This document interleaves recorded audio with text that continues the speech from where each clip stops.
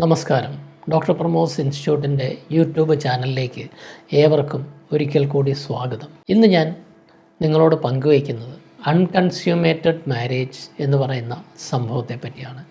എന്താണ് ഈ അൺകൺസ്യൂമേറ്റഡ് മാരേജ്? രണ്ട് വ്യക്തികൾ വിവാഹശേഷം ഒന്നിച്ച് ജീവിക്കുമ്പോൾ അവർക്ക് ശരിയായ രൂപത്തിലുള്ള ഒരു ലൈംഗിക ബന്ധത്തിൽ ഇടപെടാൻ കഴിയാത്ത അവസ്ഥയ്ക്കാണ്, അതായത് ഒരു പെനിട്രേറ്റീവ് സെക്സിൽ ഇടപെടാൻ പറ്റാത്ത അവസ്ഥയ്ക്കാണ് അൺകൺസ്യൂമേറ്റഡ് മാരേജ് എന്ന് പറയുന്നത്.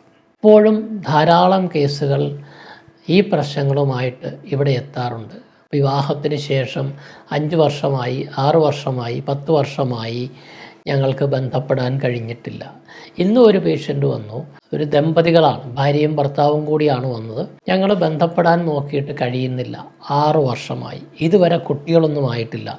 ഞങ്ങളൊരു ഇൻഫെർട്ടിലിറ്റി സെൻറ്ററിൽ പോയി ട്രീറ്റ്മെൻറ്റ് എടുത്തു. അത് വിജയിക്കാൻ പറ്റിയില്ല. അപ്പോൾ അവിടുത്തെ ഡോക്ടറാണ് പറഞ്ഞത്, നിങ്ങൾ പോയൊരു കൗൺസിലിംഗ് എടുത്തിട്ട് വരൂ, അതോടെ പ്രശ്നങ്ങൾ ശരിയാകും. ഇവിടെ വന്ന് ഭർത്താവിൻ്റെ പേരിലാണ് ചാർട്ട് എടുത്തത്. ഞങ്ങളുടെ മെഡിക്കൽ ഓഫീസർ കണ്ടു, ഞാൻ കണ്ടു.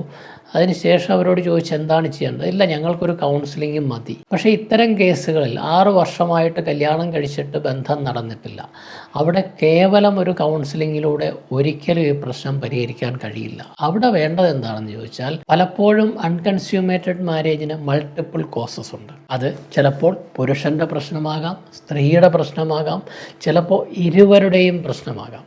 അപ്പോൾ ഇവരെ രണ്ടുപേരെയും ഒരേപോലെ ശാരീരികവും മാനസികവുമായ എല്ലാ പരിശോധനകൾക്കും വിധേയരാക്കി അതിൻ്റെ കൃത്യമായ കാരണം കണ്ടുപിടിച്ചതിന് ശേഷം ചികിത്സിച്ചു കഴിഞ്ഞാൽ അത് പൂർണ്ണമായും ആ ദാമ്പത്യം സഫലീകരിക്കാനാകും, അത് വിജയത്തിലെത്തിക്കാനാകും. ഇന്ന് മറ്റൊരു കേസ്, ഞങ്ങളൊരു 2 വർഷം മുൻപ് ചികിത്സിച്ച ഒരു കേസ് ഇവിടെ വന്നു. അന്ന് അവർ വന്നത് വിവാഹശേഷം ഏതാണ്ട് 4 വർഷം ഒന്നിച്ച് താമസിച്ചിട്ടും അവർക്ക് ദാമ്പത്യ ബന്ധത്തിൽ ഇടപെടാൻ കഴിഞ്ഞില്ല. രണ്ടുപേരുടെയും പരിശോധനകൾ നടത്തി, പുരുഷന് യാതൊരു കുഴപ്പമില്ല, അതുകൊണ്ട് തന്നെ ഒരു ചികിത്സയും കൊടുത്തില്ല. വൈഫിന് ചില ചെറിയ പ്രശ്നങ്ങളുണ്ടായിരുന്നു. അതിനുള്ള താൽക്കാലികമായ ചികിത്സകൾ കൊടുത്തു. ഏതാണ്ട് ഒരു ദിവസം അഡ്മിറ്റ് ചെയ്തൊരു ട്രീറ്റ്മെൻറ്റ് വേണ്ടി വന്നു. അതിനുശേഷം അവർ വീട്ടിൽ പോയി. ഇന്ന് അവർ വരാനുള്ള കാരണം, ഹസ്ബൻഡിന് ഇപ്പോൾ ഒരു എറക്ടൈൽ ഡിസ്ഫങ്ഷൻ വന്നു. അതുകൊണ്ട് ബന്ധപ്പെടുമ്പോഴൊക്കെ ബലം നഷ്ടപ്പെടുന്നു, ബന്ധപ്പെടാൻ പറ്റുന്നില്ല. അപ്പോൾ ഞാൻ ചോദിച്ചു, നിങ്ങൾ പണ്ട് വന്നിരുന്ന ഈ ഒരു കാര്യത്തിനാണ്, അതിൻ്റെ വിവരം എന്തായി?